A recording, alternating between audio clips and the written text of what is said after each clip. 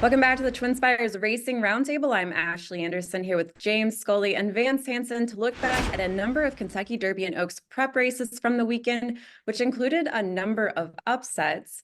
Vance, one of those upsets occurred in the Southwest at Oaklawn on Saturday, where Mystik Dan, an 11-1 long shot, won by 8 lengths. What do you make of his win? Well, it was definitely the most compelling performance of the weekend, aside from Nysos's and the Robert B. Lewis at Santa Anita.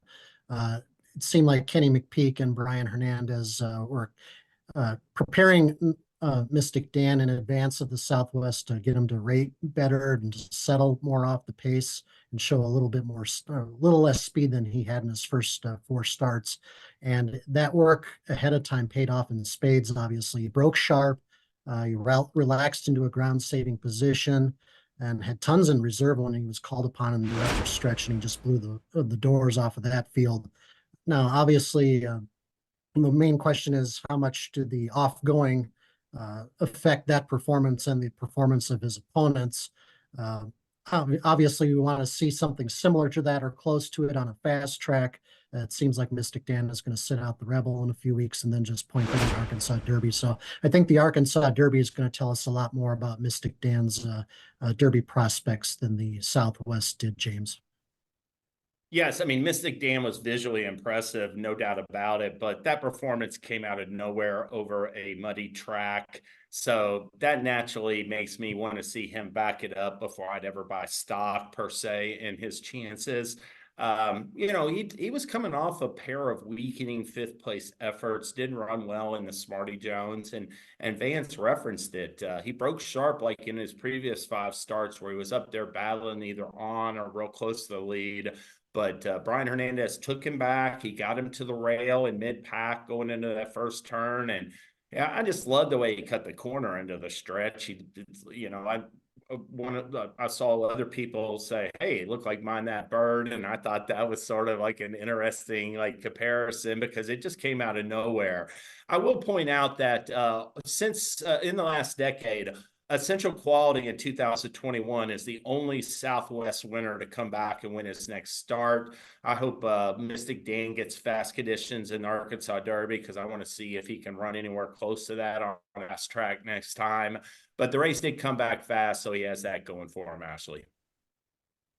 I'm a little skeptical as well. He had only won previously at 5.5 furlongs. It was by more than 7 lengths at Churchill, but those 2 5th place finishes have me a little shocked by this 8-length win coming out and racing on the mud. Makes you wonder if that variable helped him there. And there were a lot of stakes winners and graded stakes placed runners in this field that a lot of us, I think, were looking at instead. We had that lukewarm morning line favorite in Maycox Bay who scratched. So I have to wait and see as well on a fast track what happens here. And he's by Golden Sense, who I think ran his best races at 1 mile to 1 1/8, a 2-time Breeders' Cup Dirt Mile winner. So pedigree-wise, I'm not sure either if classic distances are really in his pedigree, and going to wait to see what happens on that fast track. Well, the biggest upset of the weekend was Fierceness, a 1-5 post-time choice, finishing 3rd in the Holy Bull to Hades, who's still unbeaten after winning that race. What are we supposed to think about Fierceness now? How do we view him? James? Well, I didn't take a favorable view of Fierceness off of his performance. To me, horses who fail to fire when everything doesn't go right lack a certain fortitude. And right now, Fierceness is clearly that. When he didn't break smoothly in the Champagne and in the Holy Bull Stakes, he just doesn't run at all. He's out of gas by the top of the stretch. So he needs to get tougher mentally. And I just don't know, as far as the Derby goes, he'll probably only have 1 more prep. Todd Pletcher doesn't like to run these horses 3 times at 3 before the Derby. So he's only going to get 1 more start to rebound off of that. And considering it's a 20-horse starting gate at Churchill Downs, that Holy Bull left me with some serious doubts surrounding Fierceness, Vance. Well, my biggest takeaway from Fierceness's loss in the Holy Bull is that these trainers need to stop running their juvenile champions in the Holy Bull. Fierceness is the 4th one in the last dozen years to lose this race. So you had Hanson before that, Shanghai Bobby, who was also a Pletcher trainee, Classic Empire got beat badly in the Holy Bull, and now Fierceness. Some of us of a certain vintage remember when the 3-race Derby Prep Series at Gulfstream started with the 7-furlong Hutchison Stakes, and maybe a sprint like that would probably be a better fit for a horse like Fierceness, who obviously needs to break better. That would probably be a bit more suitable prep to start the year than a 1.16 mile Holy Bull. But off on my tangent there, Fierceness, I echo a lot of what James said. Slow start in the early trouble or factors in the loss, but he was still capable of coming out on top in this race. Despite the slow pace, he was right there next to Hades, 3 wide position, poked his head in front around the far turn, but then he just came up totally empty. And the inconsistency he's displayed so far through 4 starts has diminished his Derby prospects in my eyes, Ashley. Yeah, and trainer Todd Pletcher said it was a pretty rough start, kind of similar to what happened in the Champagne. If he doesn't get away well, he doesn't get into the flow of the race the same way. And it's kind of reminding me of Tappet Trice from last year. He just continued to break poorly. And Fierceness at least has, 2 wins where when he does win, it's in dominant fashion. But, now we've seen him twice have poor starts. And that just leaves you wondering, what are you going to get if he does make it to the starting gate of the Kentucky Derby, or if he does race in that. I'm assuming he'll make it to the starting gate, but if he is in fact going to run in the Kentucky Derby, we don't know what we're going to get out of the starting gate. But if you listen to Jason Beam's podcast on Monday, he talks about one positive here.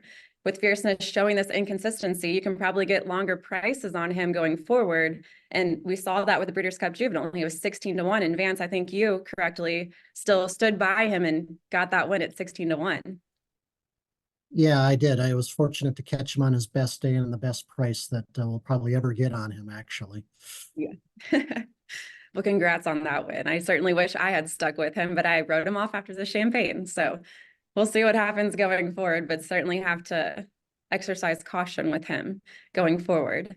Well, there were 2 other Kentucky Derby preps this weekend, plus 2 Oaks preps. So what were your takeaways from the Derby and Oaks prep action, Vance?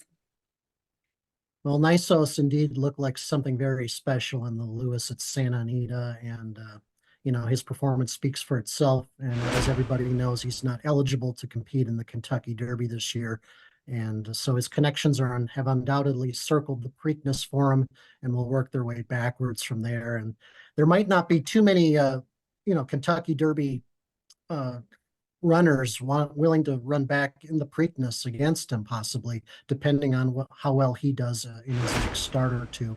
I found the Withers result kind of on par with the Holy Bull.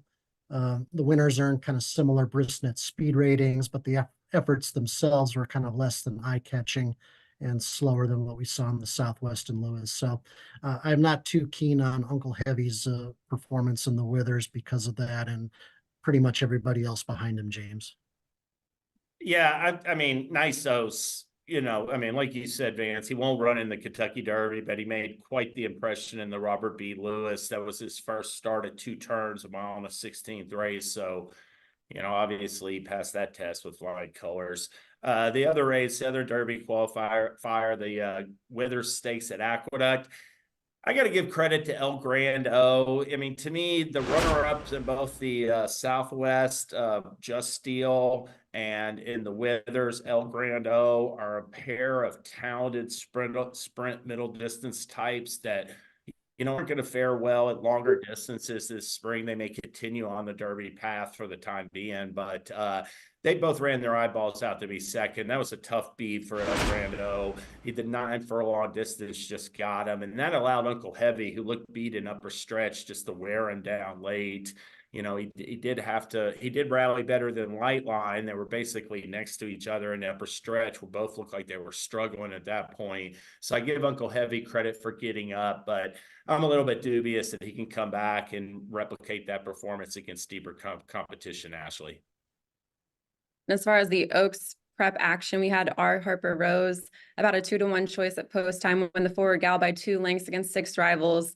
And then we had an upset in another Oaks Prep, Band Gold, a 24-1 upset winner of the Martha Washington, now 2 for 3, but was a distant fifth to Alpine Princess in the Untappable Stakes. There were a lot of upsets this weekend. I don't know why it just turned out that way, where there were so many upset winners. And to me, that made Nyso's performance stand out even more.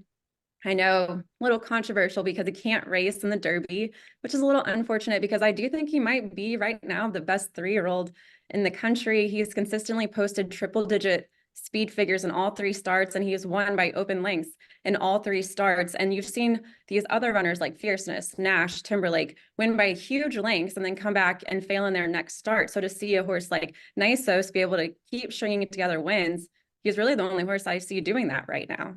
But unfortunately, we have to wait until probably the Preakness to see just how good this horse is.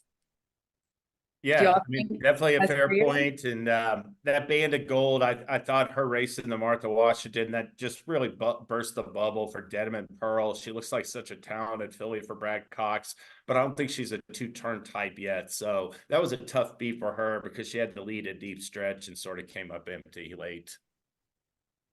Well, I'm curious, Vance and James, do you, especially with Fierceness losing this weekend, do you feel like there is a surefire top 3-year-old right now? Would Nysos be that for you? Or do you think there's another horse that's top 3-year-old at the moment? Vance? Well, I mean, Nysos would be in the mix, but I saw Locked, win the Breeders' Futurity last year, and I thought the flow of the Breeders' Cup Juvenile worked against him, but he offered a really nice run to be third in that spot. So he's got all this like class and looks like a type who's just going to relish longer distances. That was Nysos' first start at 2 turns. He went 1 mile and a 16th distance, and I'm not counting anything out for him, but I would say a horse like Glock just because of his juvenile class. Now, he obviously was going to run this Saturday, and he's going to miss his Sam F. Davis due to a fever, so we'll see when he gets back. But you're right. I mean, in terms of excitement, there's not much more exciting out there in the 3-year-old ranks. What do you think, Vance? Yeah, I mean, Nysos, just based on if you're a speed figures guy like I am, and most people are, I mean, Nysos kind of stands out so far after going 3 for 3.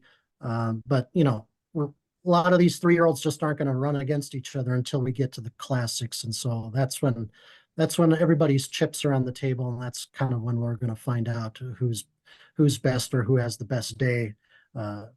As far as who the top 3-year-old is right now. And it's, as outside of Nysos, we're just going to have to see what's coming up in the next few weeks. Of course, we've got an excellent edition of the Risen Star coming up where we're going to have 4 or 5 top contenders. And Ashley, you will be on site for that showdown. So it'll be exciting to see how those horses do in the Risen Star and see if anybody emerges as a potential contender against Nysos for being the top 3-year-old. Well, we've got more Derby and Oaks prep action this weekend, and we'll be back next Tuesday to recap those races, and check us out on Thursday as well for our best bets and fades on the TwinSpires jury. We'll see you next time.